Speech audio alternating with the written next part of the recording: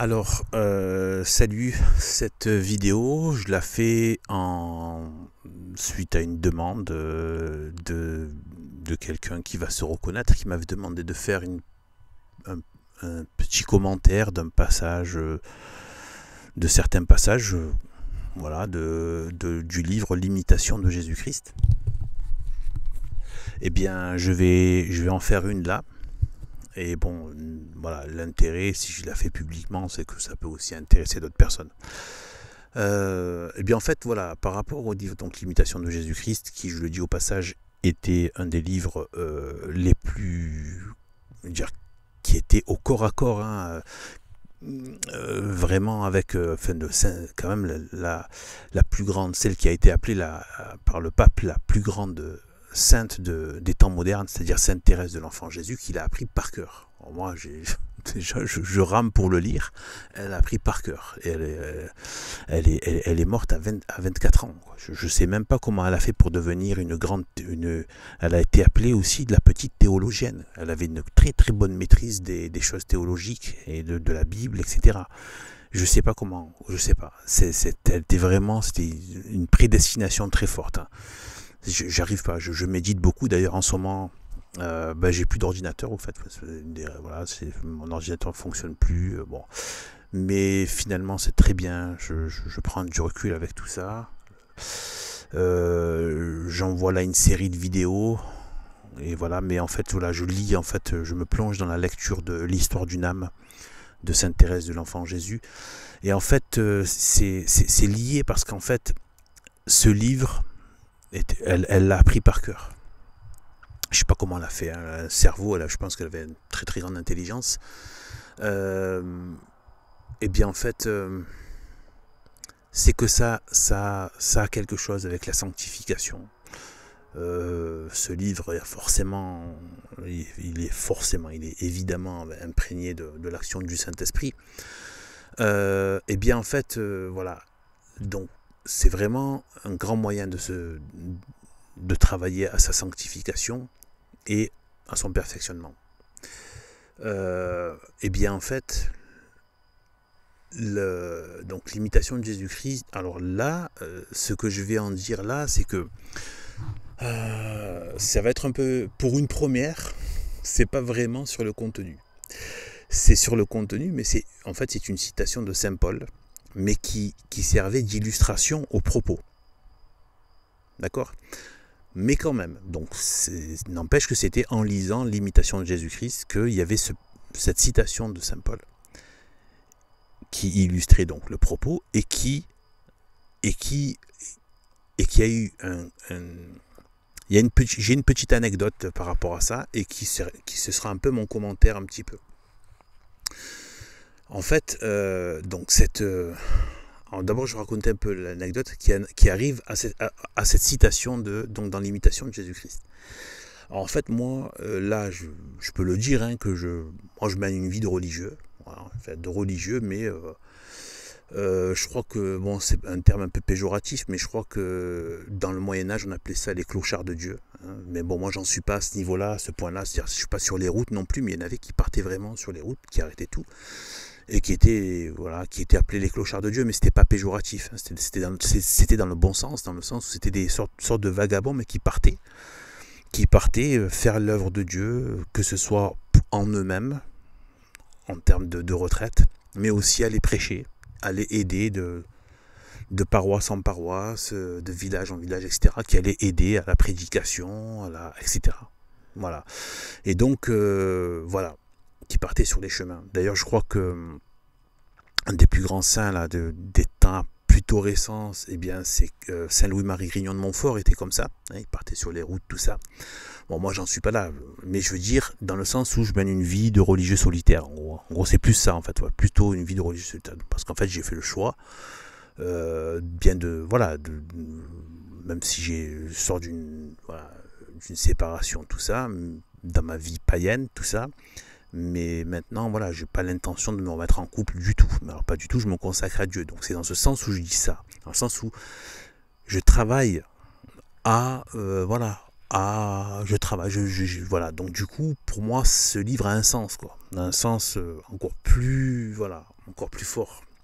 Voilà, c'est-à-dire que maintenant, voilà, mais j'ai encore des devoirs d'État liés à ma vie passée, qui est toujours ma vie présente et que laquelle j'ai la plus grande responsabilité, ça veut dire mes fils.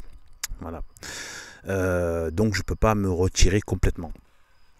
Mais je mène quand même une vie voilà, de solitaire, de célibataire, voilà, de religieux solitaire. Je pense pas être fait pour vivre dans un ordre. Et bien en fait voilà. Donc du coup, ce que je veux dire, voilà. Donc du coup, vous allez voir, je vous raconte un peu ces bribes de ma vie parce que ça correspond à ce passage justement voilà, de l'imitation de Jésus-Christ et de cette citation de Saint Paul. Et bien en fait, voilà, du coup je vois pas grand monde, et une fois il y avait un ouvrier qui était venu, et je crois qu'il était venu même une deuxième fois. Problème de robinetterie, etc. Et voilà, il est venu, il a 2 reprises. Et en fait, pas beaucoup d'échanges, mais quelques petits échanges comme ça, voilà, le petit truc un peu social, machin. Et puis, voilà, il s'avère que c'est quand même, voilà, le hasard.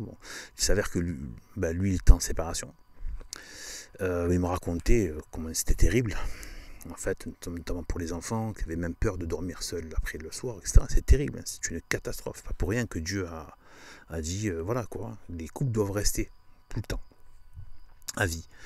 Et donc, aujourd'hui, non seulement séparation, il y a l'adultère complètement banalisé. Enfin, c'est une horreur, en fait. Bref, c'est bon. C'est, voilà.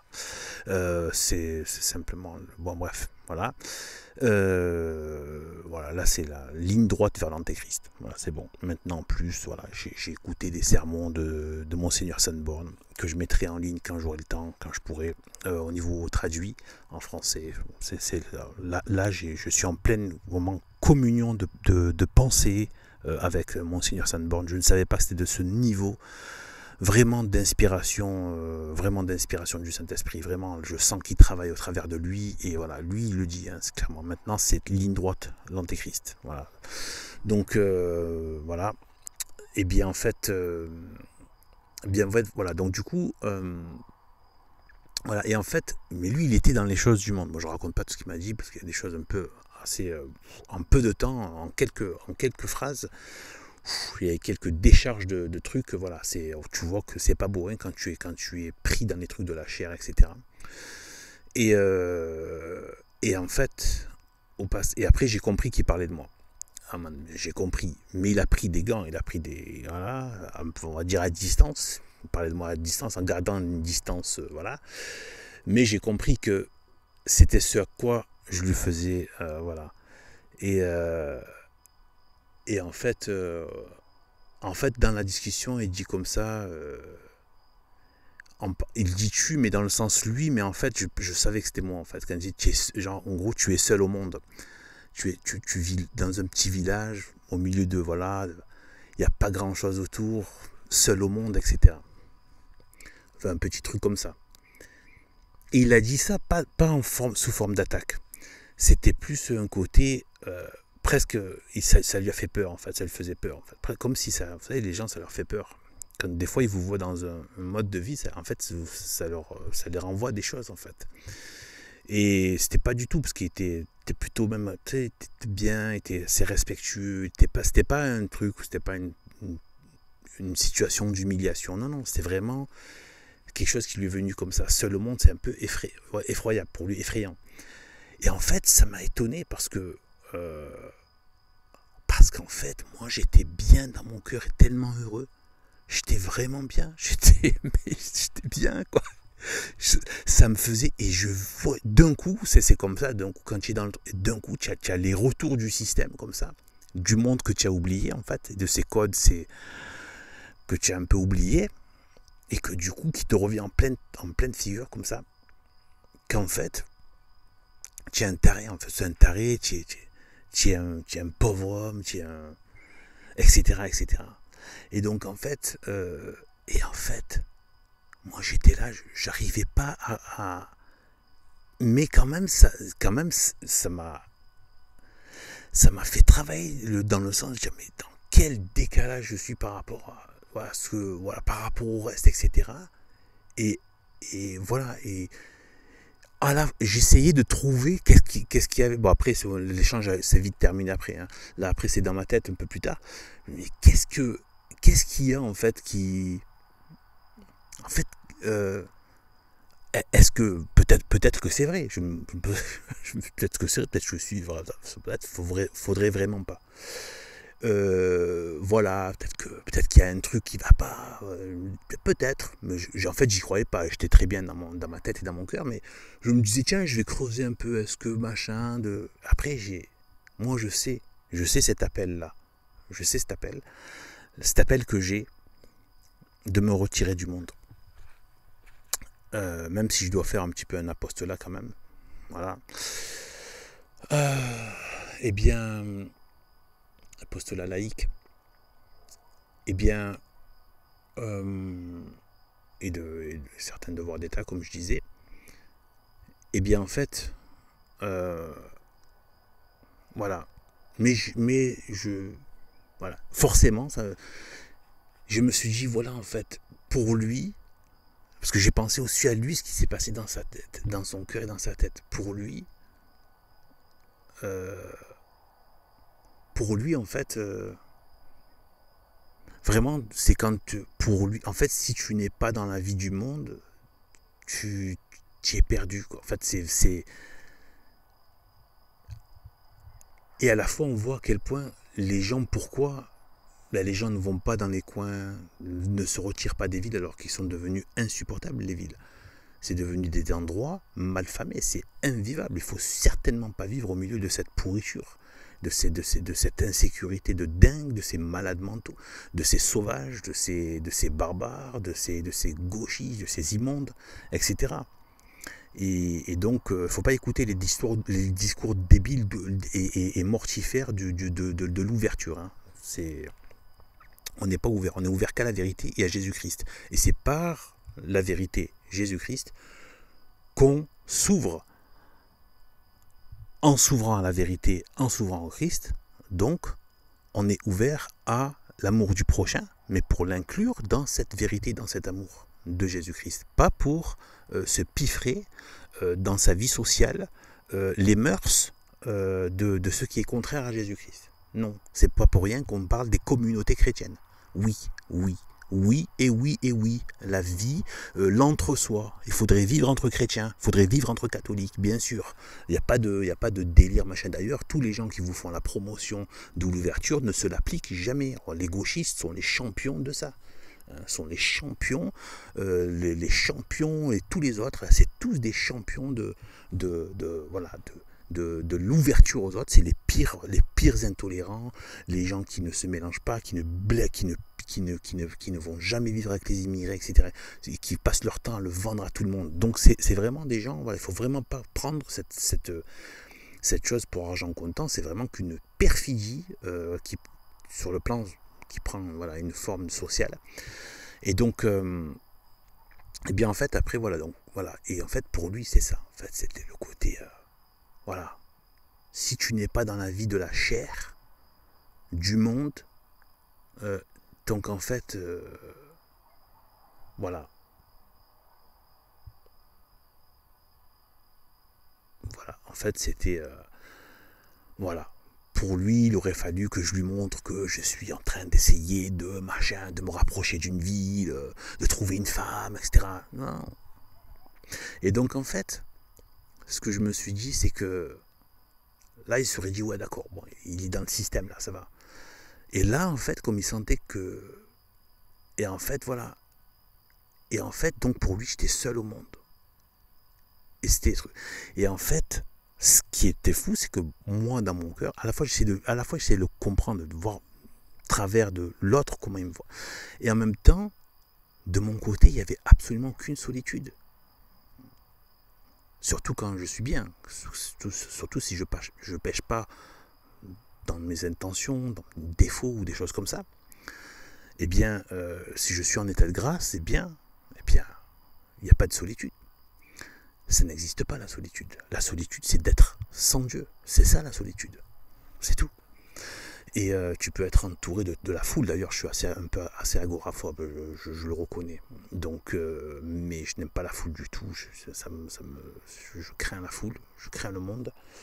Et en fait, mais je veux dire, c'est pas que ça. C'est une voilà. Et bien en fait, voilà. Et je garde ça. Mais j'étais bien. J'avais pas c'est pas le truc qui me fait douter, si vous voulez. J'ai réfléchi là-dessus. J'ai essayé de voir ce qu'il y avait de son côté dans ma tête, parce qu'après, comme je vous dis, l'échange s'est vite écourté.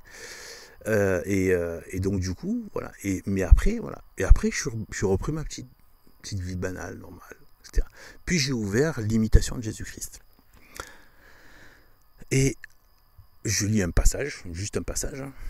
Je lis pas forcément, voilà, juste des fois c'est 2 pages, un petit passage, 2 pages, 3 pages, 1 page et demie, des fois c'est une demi-page, juste ce qu'il faut pour, voilà. Et bien en fait, à la fin de ce passage, il cite Saint Paul qui dit « Notre vie est cachée par Jésus-Christ en Dieu. » Notre vie est cachée par Jésus-Christ en Dieu. Alors c'est toujours un peu... c'est pas toujours facilement abordable du premier abord Saint Paul, mais là du coup comme je l'ai médité, j'ai mieux capté. Mais en fait ça veut simplement dire ce que ça veut dire. Ça veut dire qu'en fait, la vie qu'on a avec Dieu au travers de Jésus-Christ, en fait elle n'est pas visible aux yeux du monde en fait. Et les gens s'imaginent qu'on n'est pas... En fait qu'on est... qu'on est des... Voilà, on peut passer pour des moins que rien, des tarés, des gens. Et en fait, ils ne se rendent pas compte de la richesse de cette vie-là. Et du coup, notre vie est cachée par Jésus-Christ en Dieu. Donc, cette personne, comme tous les autres, comme tous les gens que je peux... Voilà, qui peuvent... Voilà, et bien en fait,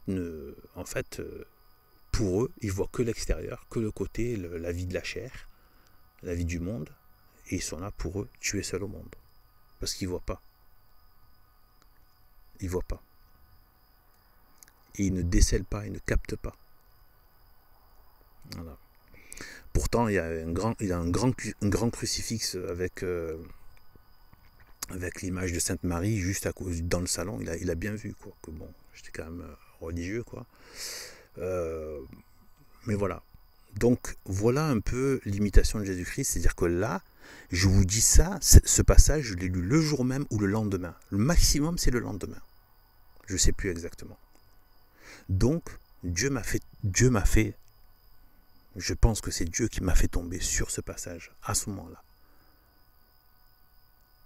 Voilà. Donc, quand on le prend au corps à corps avec soi, au coude à coude dans sa vie, dans son évolution, ce livre, eh bien en fait, il nous sert vraiment de moyen de sanctification et de guide. Là, comme une action peut-être certainement du Saint-Esprit qui se fait avec ça, parce que c'est justement le but. C'était pas juste un livre pour dire on a écrit des bonnes choses, c'est pour sanctifier au maximum, pour qu'on fasse l'expérience de Dieu. Et bien en fait voilà, donc en fait voilà ce que je voulais dire. C'est un passage, un commentaire sous forme d'anecdote d'un passage. Et il dit beaucoup de choses. J'ai pas tout dit de ce que ça peut dire, tout ce que ça recèle derrière, tout ça, tout, voilà. Notre vie est cachée par Jésus-Christ en Dieu. Voilà, tellement de choses. Quand on est plongé dans l'athéisme, dans le paganisme et que sais-je, comme on passe devant des églises, devant la croix, devant des chrétiens, c'est le peu qu'on peut voir ici. Et il y a quelque chose, regardez comme les gens qui sont frappés d'aveuglement, comme ils passent à côté de tout ça, ils ne voient pas en fait. Les gens ne comprenaient pas pourquoi certains allaient même subissaient des persécutions. Attention, tout le monde n'avait pas le même niveau de sainteté, mais certains martyrs avaient carrément le sourire en allant au lion, quoi. Je veux dire, la joie, le visage, il est... Voilà. Donc ça a étonné beaucoup de monde. Parce qu'ils ne voyaient pas cette vie, en fait. Je dis pas que moi j'en suis à ce niveau-là, pas du tout. Mais je veux dire, voilà. En tout cas, à ma mesure, ben, j'ai vu un peu ça. Et voilà. Donc voilà, ben, écoutez. Voilà, ben, j'espère que voilà, ça vous aura intéressé par rapport à l'imitation de Jésus-Christ et peut-être l'envie de vous prendre ce livre pour votre vie. Allez, salut à tous, que Dieu nous bénisse.